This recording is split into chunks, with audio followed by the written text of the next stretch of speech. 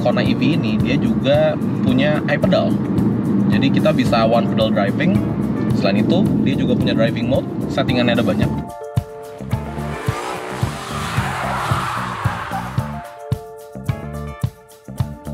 Selamat pagi Sobat Setir, selamat datang di Setir Kanan. Kembali lagi sama gue Narendra. Dan pada kesempatan kali ini, Setir Kanan diundang oleh Hyundai untuk mencoba, ini dia, unit yang ada di belakang gue, yaitu Kona EV. Dan kami mau berangkat ke Semarang nih. Jadi pada video kali ini akan fokus ke bagaimana impresi berkendaranya, kenyamanannya, rasa bawanya, duduk di belakangnya dari si Kona EV ini. So, ikutin terus videonya sampai habis. Let's go! Setir Kanan, harganya cerdas, jaringannya luas. Setir Kanan.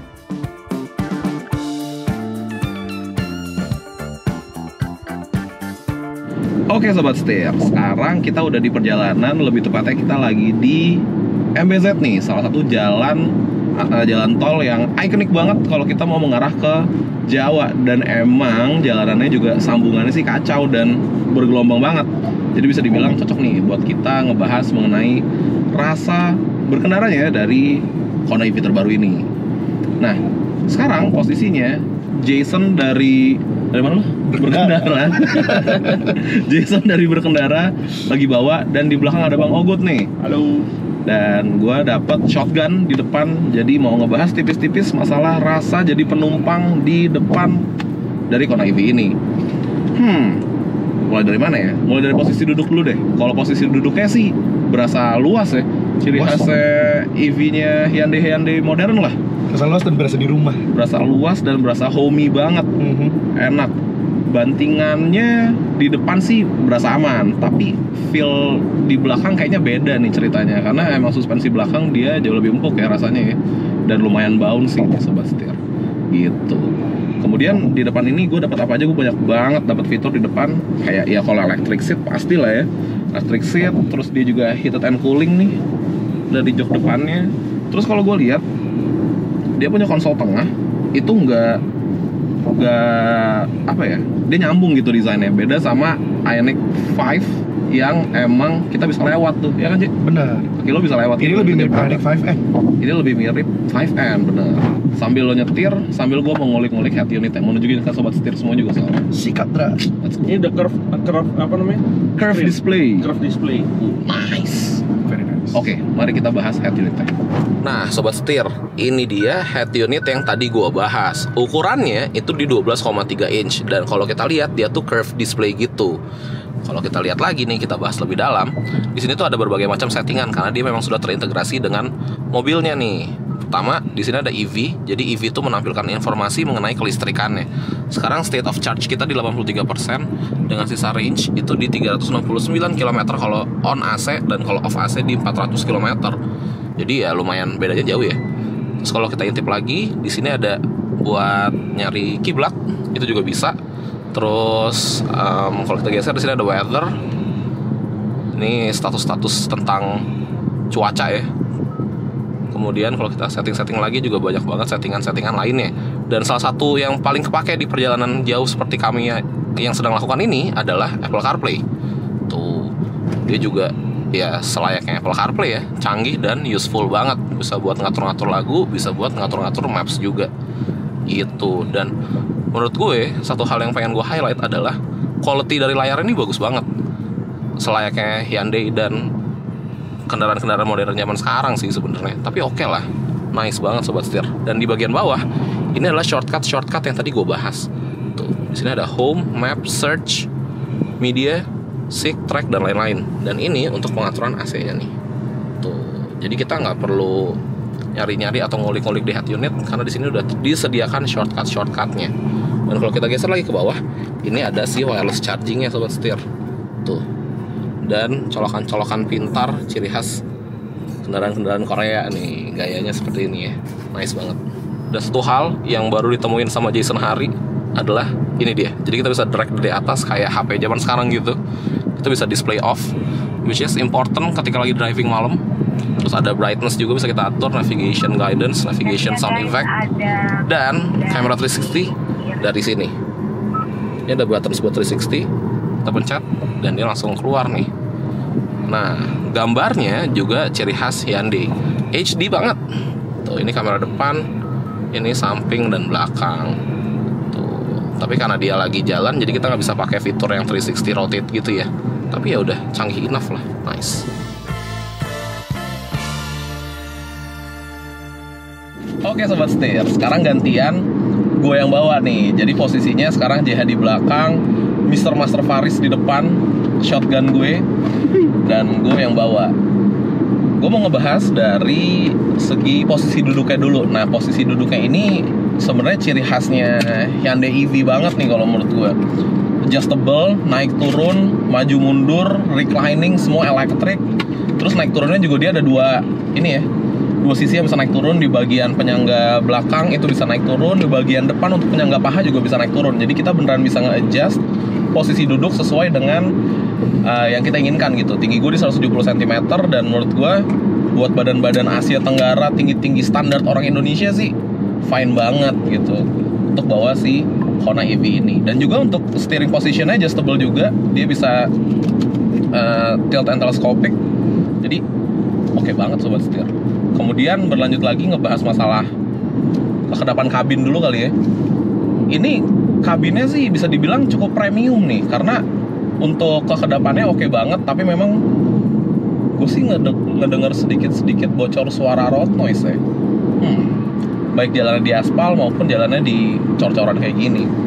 Kemudian kalau ngebahas masalah blind spot, kalau gue ngeliat ke kanan ke kiri sih minim ya blind spotnya ya, karena emang dia punya spion juga cerminnya tuh lebar gitu, jadi nge-cover sampai ke belakang mobil, sampai ke belakang-belakang, sampai ke kanan kiri tuh nge-cover semua. Dan juga dibantu dengan si blind spot monitoring system dan blind spot monitor yang ada di bagian instrumen clusternya. Jadi kalau kita nge-sen kiri, maka dia akan nyala nunjukin sisi blind spot kiri kita, sama juga dengan sen kanan itu dia nunjukin sisi blind spot kanan kita, yang dimana itu sangat membantu ketika kita sedang berkendara si Kona EV ini gitu.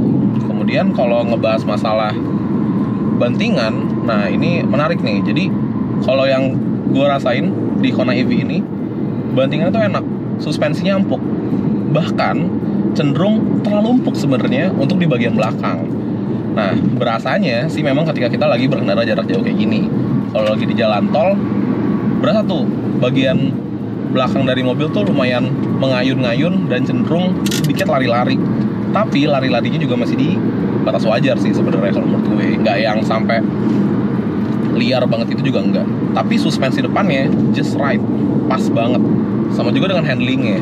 Nah, kita coba handlingnya nih, kita coba pindah jalur ya secara mendadak. Oke. Steeringnya tuh direct banget sobat setir. Gue ngerasa ketika kita mau belokin setir ke kiri, mobil tuh nurut gitu ke kiri. Kita belokin ke kanan, dia juga nurut.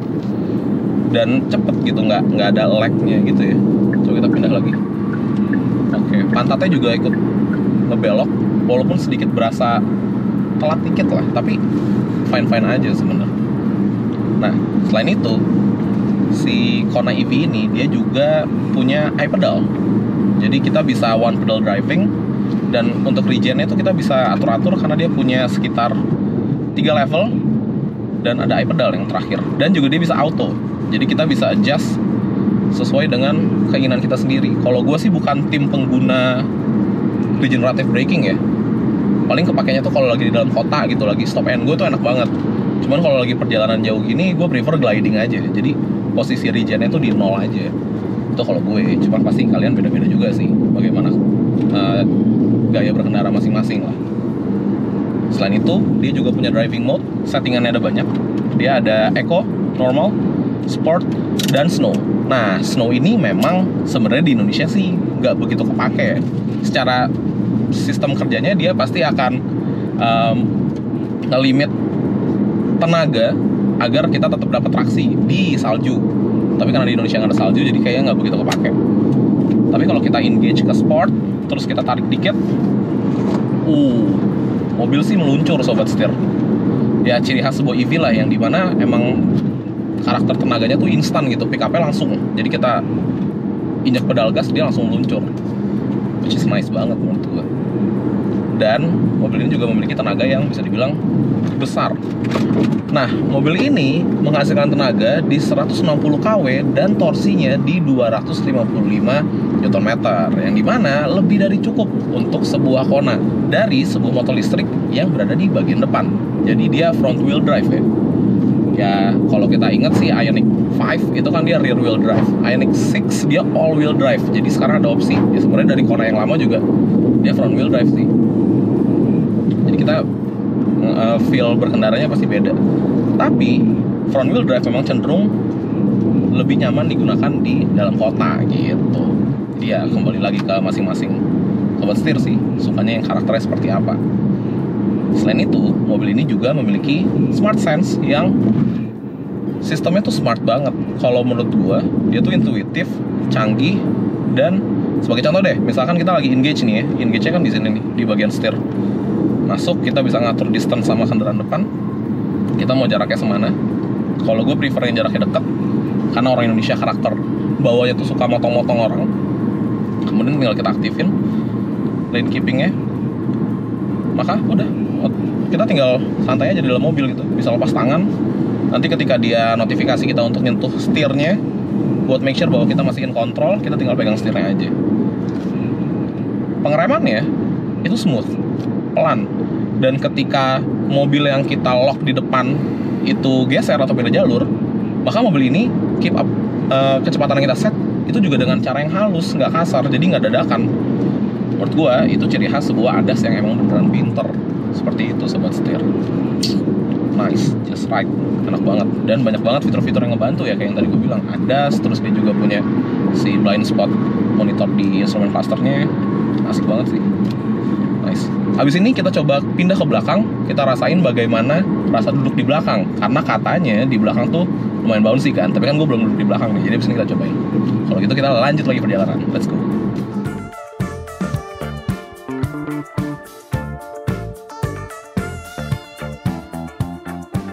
Oke sobat setir, sekarang rotasi lagi. Jadi tadi gue udah nyobain jadi penumpang di depan, terus gue udah nyobain bawa, dan sekarang sebelum sampai ke Semarang, gantian gue duduk di row keduanya. Nah, mobil ini dikabarkan memang memiliki suspensi belakang yang terlalu empuk nih. Tapi karena sekarang kita lagi cruising santai di kecepatan 60 km per jam, kalau gue sih belum ngerasain. Tapi memang suspensinya punya tendensi untuk mantul ketika kita berjalan di kilometer atau di kecepatan yang jauh lebih tinggi. Tapi menurut gue masih bisa dikompensate lah. Aman-aman aja, nyaman-nyaman aja gitu. Dan sekarang gue mau ngebahas dari posisi duduknya dulu. Jadi posisi duduknya, recline angle-nya tuh enak, berasa nyendernya.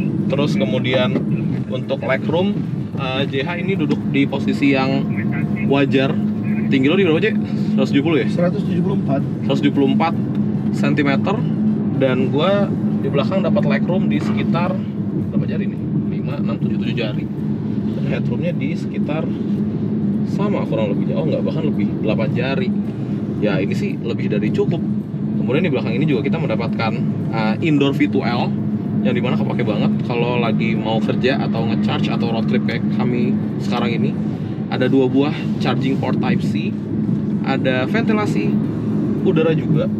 Kemudian di sini ada armrest dengan 2 buah cup holder. Dan ya bisa dibilang lebih dari cukup untuk melakukan perjalanan jarak jauh, apalagi kalau digunakan harian di dalam kota. Ini sih comfortable banget. Nice. Dan dia juga headrestnya adjustable nih. Wah ini sih gue gantian, jadi gue yang tidur ya sekarang ya. Oke, kalau gitu kita lanjut lagi perjalanan sampai ke kota Semarang. Let's go.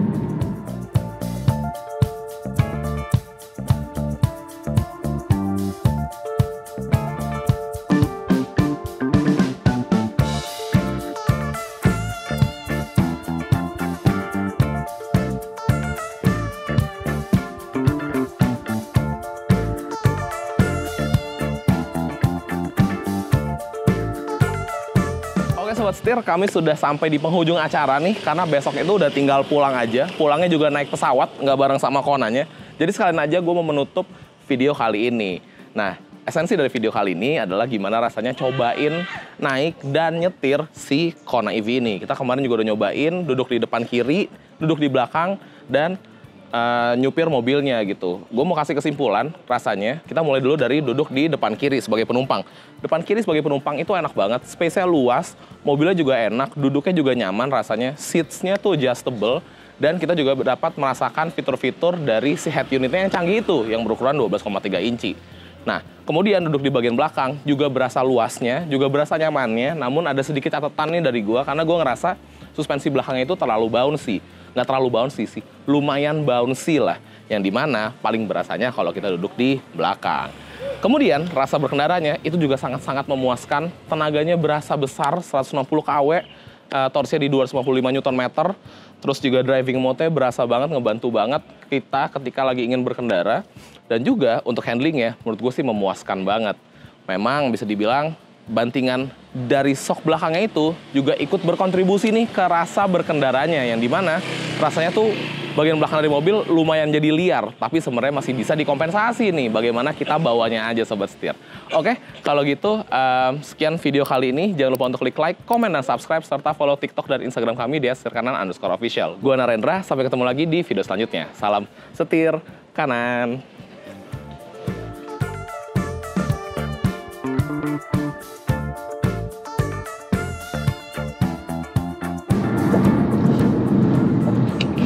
Editor, nanti tolong ganti output tenaga tadi gue salah nih.